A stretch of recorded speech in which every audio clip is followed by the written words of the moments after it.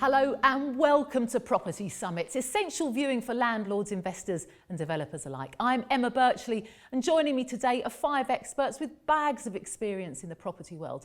Together they represent a property portfolio worth a whopping £1.5 billion. Now, Tony Gimple knows all there is to know about the private rental sector and is leading advisor when it comes to tax planning. John Howard also knows a thing or two about property, having bought and sold more than 3,500 houses, apartments and developments in the UK.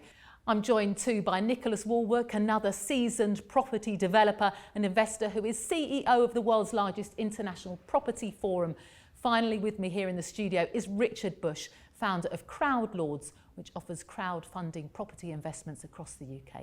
And of course, we mustn't forget property entrepreneur Paul Mahoney, joining us all the way from Australia, founder of Nova Financial Group, which provides property investment advice with a particular focus on buy-to-let. Well, today we're talking about permitted development. Now, this is something I don't know a lot about, but it's your bag, I understand, Nicholas. Just a little bit, yeah. And I guess for the viewers, permitted development, PD, if we refer to it going forward, is everything from an extension of your house right through to larger commercial developments where you can convert and recycle old commercial buildings primarily. And there's lots of different facets to it, but ultimately, in simple terms, that's what it covers. And it's a much less restrictive planning process for developers and investors alike. So it's really welcomed in the industry. And what difference does it make in terms of reusing buildings that otherwise might be going to rack and ruins? I think it works twofold. A, it delivers more housing stock to the market, which is much needed. We all know we're not building enough homes in the UK. So in terms of the overall market, I think it's a real positive that there's extra stock being able to be delivered, usually by the smaller and medium-sized developers, not the major house builders. That's not their bag. They're building housing estates and huge amounts of homes.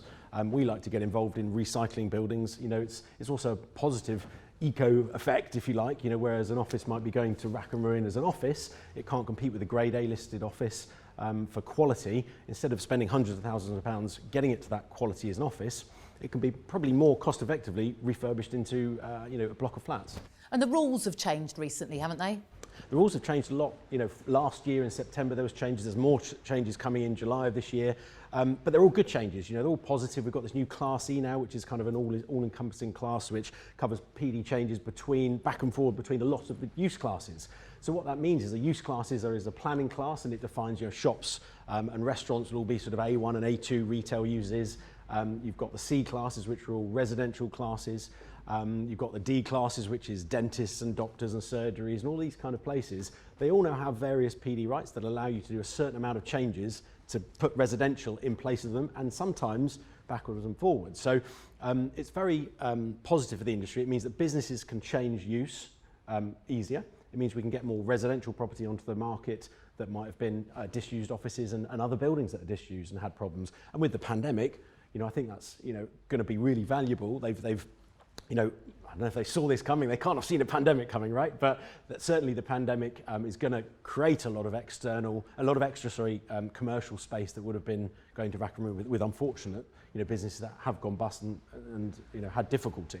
So I'm looking forward to seeing more stock come to the market. The first few years of this PD implementation delivered a lot of stock early, but it started to dry out. And the prices, when people realised what they had as office owners, prices were going through the roof. So actually the profit margins narrowed. And I think we're in a position now where there's still this sort of perceived market where we're in a difficult market, although the housing market has boomed. I think that's not necessarily the property development market. I think it's more the homeowners market has boomed, and that's what house prices have shown, homeowners moving and buying, taking advantage of the stamp duty holidays. The property developers market was difficult and has been difficult, but now with the pandemic, more stock coming to the market, I think there's opportunity for us investors in this industry right now. Is that something you are hoping for? I never realised I was an eco-warrior for the last 35 years. I've been converting offices to residential for 35 years. I never realised I was an eco-warrior. I'm delighted. Now, John. My stepdaughters will be even more proud of me than they already are. Hopefully. Is it easier now, though? It's a lot easier now. What I would say, and Nicholas is absolutely right what he said, but just a few cautious words I'm going to give, if I may. First of all, there's no permitted development in Wales, because I'm doing a conversion in Wales at the moment, so you have to go for full planning, and I think that's the same with Scotland. Of course, they don't vote Conservative in those two countries. Why are you going up there then, John? So it's interesting. Then you get mobbed. So they're not as keen to get on with all this as they should be, in my view.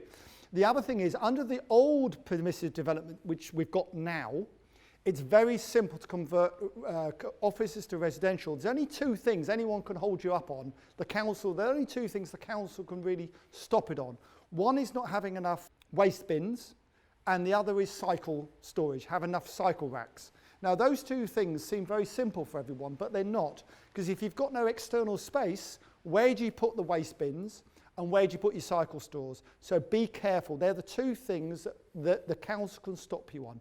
Under the new rules, where you can put an extra 2 floors on a block of flats, for instance, or a block of PD scheme, block of offices, to put another 2 floors on, the rules are harder to get through. So they've got more reasons why they can turn you down, such as if the building doesn't look very nice, for instance, would be a very simple one they could stop you doing it on. So the new rules are great, and Class E is wonderful, but there are reasons, and there are reasons to be cautious about it. That's all I would really say. To add before we move on, it's really important that those two things are really poignant, absolutely. There are more things that get considered now, and that seems that the council are adding more and more things as we go. As this PD gets more implemented, and more sophisticated, they're getting it. And again, this is where I get frustrated with the local authorities getting their grip on the planning process.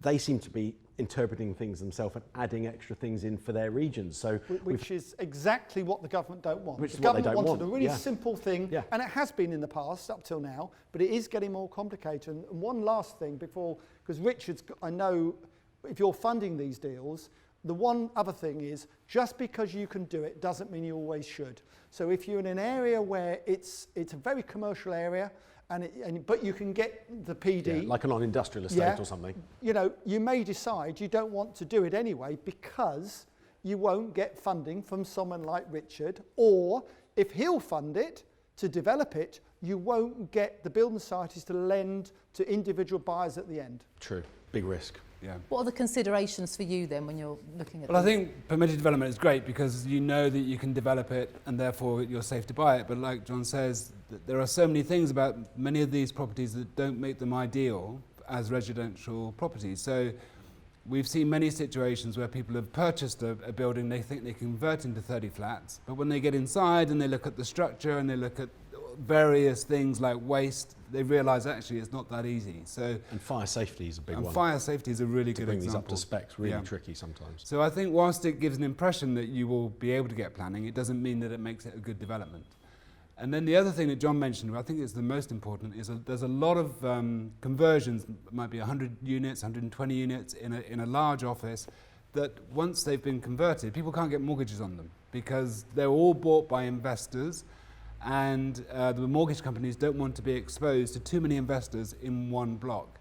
And often they're on the edge of a industrial estate, on the edge of an office park, and that's not necessarily where you want to buy your first flat or your second flat. So I think just be careful is what we're saying. permitted doesn't mean good. It just means permitted. That's interesting. So you might have a block that's been developed, gorgeous flats inside, but and you might want number 17, but you can't get anyone to lend you the money to have it because the way it was financed was so complicated. Yes, or what tends to happen is that there tends to be 100 investors in that one block. I see, so it's multiples. And really. lender A is already exposed to 18 of those, so he doesn't want to expose himself any further to more units in the same block, and it can be a real problem. And therefore the value drops significantly because people can't find a mortgage, and before you know it, it's not a profitable project. Like everything, you know, position. Yeah. If it's in an industrial area, then, you know, I always look at this. Would I want my relatives, stepchildren, would I buy a flat for them to live there? And if the answer is no, and that's a good question to ask everyone who's investing and developing themselves, if the answer is no, why do you think someone else is going to? So I use that as a leveler, if you like, to see whether I should do a deal or not. And the value you're going to get if it's not the right location is going to be lower than if it's in a better place near the bars or shops. I think the important point that's coming out there from what everyone's saying is the most important thing is the end use. You know, John took the words out of my mouth. Just because you can convert it doesn't mean it should be converted. And you need to determine, what am I going to do with it after I've converted it? Am I going to keep it myself and rent it out? Or am I going to sell it off and Richard's very right as well. I've seen it happen before where, especially if it's not in a great location and it's in an ex-industrial park that's still sort of semi-converting to residential, lenders hate that sort of thing because there's no established market for rentability. So, buy-to-let lenders, especially if it's investor-led, just a little bit onto what Richard said there, some lenders are okay with developments that are fully investor-led. So they'll only lend up to a certain percentage on the site, and then they'll have to be spread across other lenders. Some are okay with that for, if it's a location they're comfortable will have demand in the rental market. But the location is absolutely key. And I have seen a lot of them that are kind of, off the fringe of a city in an area that, you wouldn't have walked down in the dark very long ago. Absolutely. And that's not where you want to be doing it. And that goes back to my point. Well, if you don't want your family to live there, you'd be worried about your daughter living there, then you shouldn't be probably investing in it anyway. But then, John, don't you think that a lot of the towns are going to change in use because of the pandemic and how we're going to, we no longer go to the shops as much and so on, and so the town will change, and that has to start somewhere. So until people start making use of permitted development, that town centre isn't going to revolve into what it needs. Absolutely, and the town fund, this town fund that the government have got, I think, Tony, 40 odd towns across the UK, they've invested 25 million into this town. Ipswich, of course, is one of them. And interestingly enough, nearly every town, bar one or two, are Conservative seats. Isn't that funny? Isn't that strange? Just coincidence. Just a coincidence. But Tony, you from a tax point and an investment point, these towns are going to improve. They're going to almost become garden cities, if you like, within a city, or a garden village within a city, I think. Oh, well, it comes back to the point we talked about in the first programme, the housing shortage, and just because you have permitted development doesn't mean to say, A, people will want to develop it. No. It's still going to meet all the building regs, and more to the point, if it's attracting younger families, where's the infrastructure? So you've got to have the doctors, the dentists, the parking, the schools. So take where I live on the south coast. We're literally within walking distance of the South Downs National Park, and yet there are no greenfield sites. It's entirely brownfield, and the biggest single, and Seaford is not a large town by any stretch of the imagination, and yet the biggest single objections are, well, we don't have enough doctors' surgeries, we don't have enough dentists, we don't have enough schools. So yes, you can build more under PD, but who's going to bring in all the other support services? That makes a really good point, by the way. Under PD, under permissive development, you do not pay any social housing requirements, and you don't pay any community infrastructure levy, CIL it's called. So it really is a really easy way to get into property development if that's what you want to do. But it doesn't... Provided you're not adding extra space. Provided an extra space, yes, sorry. So that's a really big plus. But of course, for the more socially aware of us round this table, this area, and also Paul, who likes paying more tax than everyone else, you could argue that they ought to be a donation or a contribution to schools and to the infrastructure of the town. So, but under permissive development, there is not. No, just quickly, they are starting to creep in these levies, shall we say. I've had a site recently where they've put in a SANG, which is I know it's an acronym, I apologise for that, but it is ultimately to do with the environmental areas, and you need to put, there's going to be more people coming to the area, more people walking their dog in the local park, so you need to provide more park and open space for those people. So you have to make contributions to the council to supply this kind of social space elsewhere. It's another form of the same thing. It's paying the council's Section 106 SIL, SANGs. It's creeping in. But technically, there shouldn't be any with permissive development.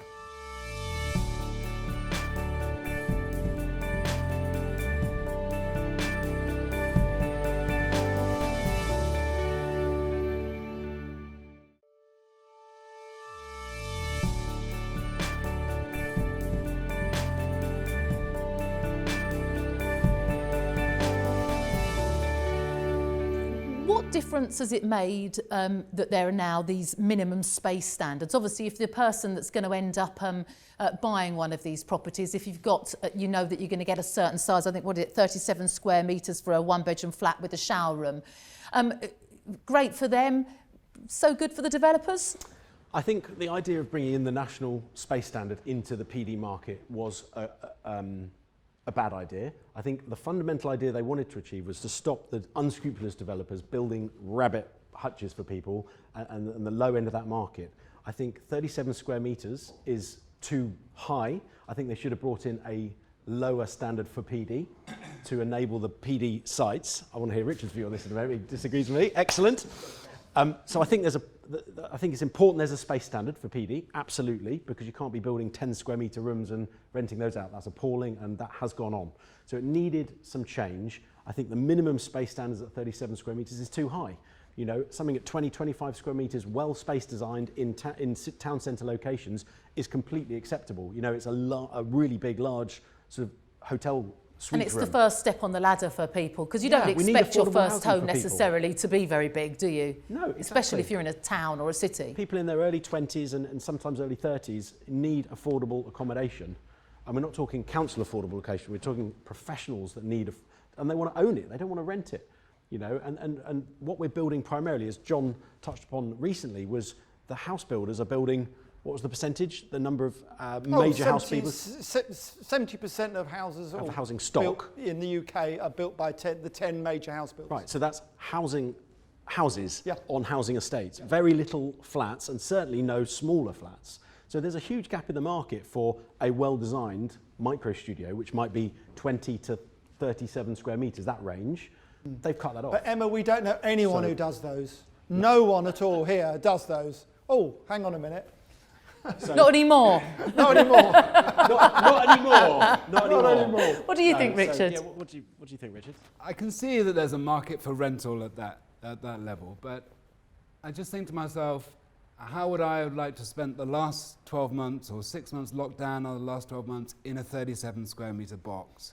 Without any outdoor space, without... But that's a huge apartment. It's not a box. 37 square metres is a really good-sized studio one-bed apartment. But it's still small. Okay, so let me put this to you.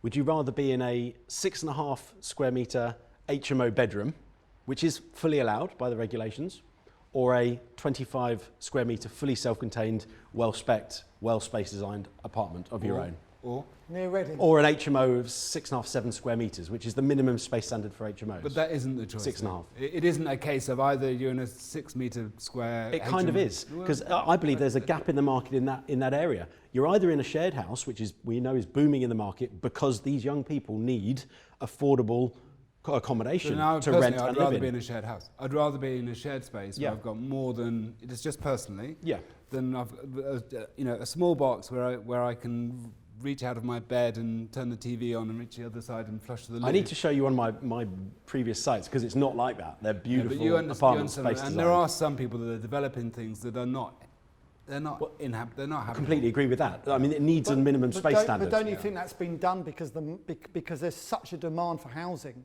You know, there's such a demand for housing, and of course, the bigger you make these units, the less units you can deliver. have. Yeah. And the government have actually shot themselves in the foot a little bit with it. I tend to, usually I don't tend to agree with Nicholas, but on this I think I do, where I think actually they've gone a bit over the top. That's typical politicians. They've had a load of grief, so they've gone over the top, and the truth is somewhere in between the two, probably. They couldn't think for themselves. They just went, "What's the regulation we you've had currently 11 have?" housing. You've had 11 housing ministers in 10 years. Yeah. So that's the problem. That is the problem. If I can just weigh in, guys, I think it's all about the use of the space. You know, I'm sure Nick's small apartments are very well laid out, and therefore they may feel a lot bigger than they actually are. And so sometimes a 25 square metre flat could feel a lot nicer than a 50 square metre flat, depending on how the space is laid out and the spec and all that sort of thing. I was asked a question last week, is it better to invest in new build flats or conversions, which, quite often now are the permitted developments. And the answer is it depends on what conversion you're talking about, because You know, there are some great conversion. I own some converted flats, and they're, you know, in the Midlands and the North, where, you know, they look like the building where you guys currently are now. They're really nice old brick buildings that are being converted, and people like living in them. They're usually very spacious with high ceilings, all that sort of thing. And then you have, you know, 1960s fairly ugly office blocks that are being converted to residential, which probably shouldn't be. And quite often with permitted development, you can't touch the outside. So it still looks like a fairly unattractive 1960s office block. So yeah, there's a big scale there, desirability wise. And I think that's what it comes down to is, you know, the desirability to the end user. We've mainly talked, haven't we, about office blocks being converted, but I guess there are more options than that. Where else can you go? Yeah, absolutely. I mean, I touched upon earlier other sort of use classes that have been developed and are being opened up to PD rights. So that can be doctor surgeries, all of those kind of classes, dentists, nurseries, school nurseries. Yeah, absolutely. Shops and retail, you're allowed to build stuff above and out the back now. You know, maybe shrinking the size of the retail, but having some residential mixed-use scheme created. So there's lots of opportunities right now. Well, actually, it's on the doctors and dentist surgery type where there's going to be a huge potential. You know, there's very much a move for end-to-end healthcare, almost the Best Marigold Hotel type model, where you've got everything on the one site. Primary care, secondary care, tertiary care, pharmacy, you know, all of the services. So literally you can have, you know, proper care for an entire community. And so if you're looking to, you know, run a business based around, you know, healthcare, there are plenty of sites where you can get the tax breaks, the PD, and actually help, you know, in a relatively short term, make some of these older industrial conversions, you know, far more attractive to lenders, because people will want to live there.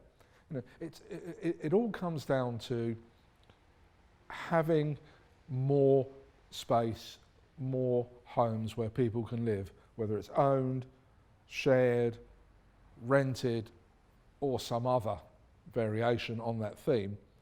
We still come back to the housing shortage and the NIMBYism that has pervaded society for a long time. So you have to look at the PD in the round and say, yeah, I can do it, but who's my end buyer going to be? I mean, what I would say, Tony, like all these developments across the UK, be it conversion or new build or whatever, you know, there's good developers and there's developers that aren't so good. And there's areas that are better than others.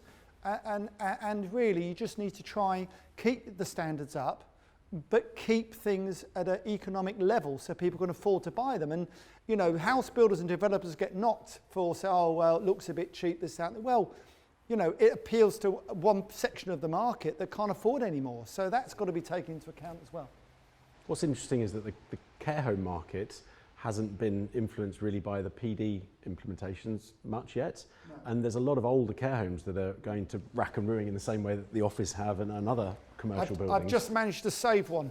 So I just bought a nursing home to convert back into houses. So it's yeah, they make great conversions. So I'm doing my bit. But they've not had the benefits of the PD rights yet. No, so they haven't. I'd like to see that come in because, as leading on from Tony's point, the care home market, which is a booming market with an ageing population, is in, you know, we need a lot of housing there as well. And what's being built is these ready-made, beautifully designed, brand new care homes, which is great for that market, but it leaves the older ones floundering. But also a great opportunity for developers. Yeah. Great opportunity. Well, thank you all very much. We are out of time. I've learnt an enormous amount about permitted development that I never knew I needed to know. But I feel much better informed now. So thank you ever so much. Unfortunately, that's all we have time for now. Until next time, bye-bye.